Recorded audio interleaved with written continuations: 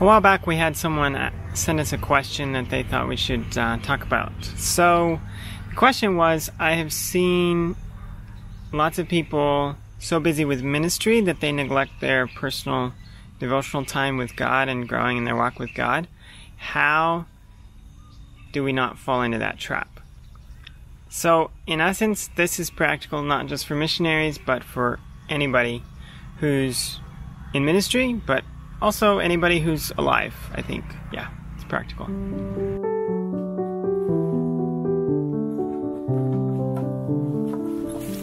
So here's the deal. You put time into what matters to you. So if your goal in life is to make a lot of money, then you spend a lot of time trying to make a lot of money. If your goal is reaching people with the gospel, then you tend to, put your time towards that. And so it's easy to get priorities out of whack. And one of the it goes beyond that, because Satan also doesn't want God's workers to be effective. And one of the easiest ways, probably more effective ways, I don't know, is to have them be doing stuff that's good for God's work. Ooh.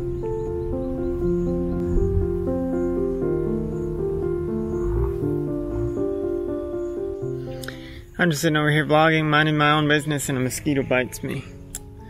Such impoliteness. Where was I? You put your time into where your passion is and where your priorities are. So, to understand that Satan doesn't want us as people working for God, as missionaries and pastors, whatever, Satan doesn't want us to stay connected to God. And so he'll do anything he can, whether it be distracting you with a whole bunch of other things, or just making you neglect time with God to actually grow personally. Because if we're not receiving from God, what do we have to give? Nothing.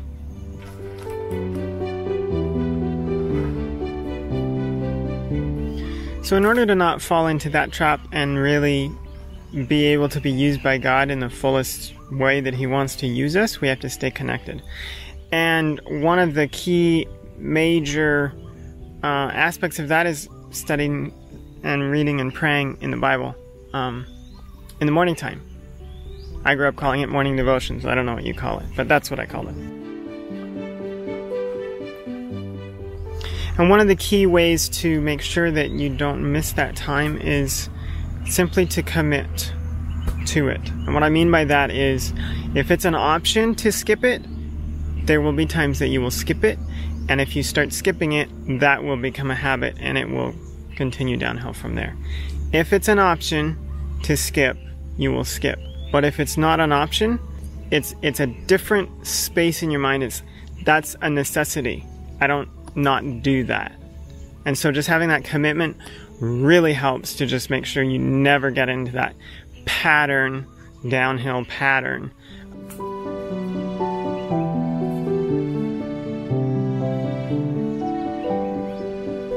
The other thing that's important is to evaluate where you're at in this balance or priority.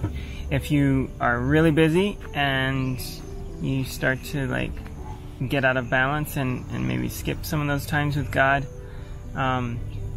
being aware of that helps you prevent that from continuing and just get back. Okay, wait a second.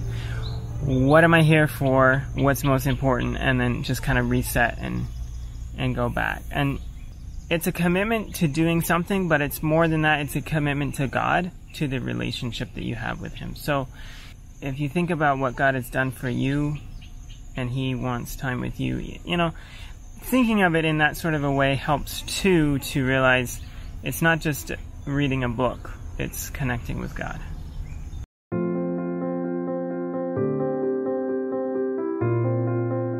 One thing for me in my experience when I was a super busy teacher living a very full life was that I usually kept up with the habit of having morning devotions, and I'm very thankful that that was a habit that was ingrained in me from when I was very young.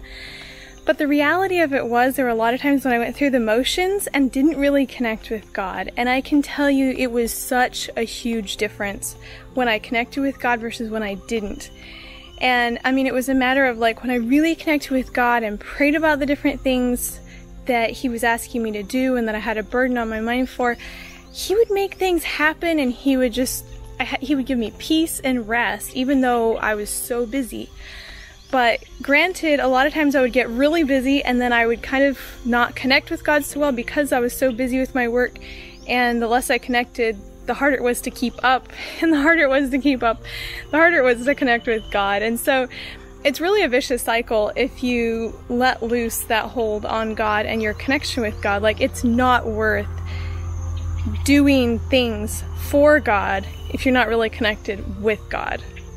Having meaningful quality devotional time with God is not the only way that we are to spend time with God, though. There are times when God calls us to set apart time, to come apart and rest a while. And for me, when I was a teacher, I was so busy, I had a really hard time actually wanting to get out and just go on vacation when we had a school break. And it's funny because people are like, really?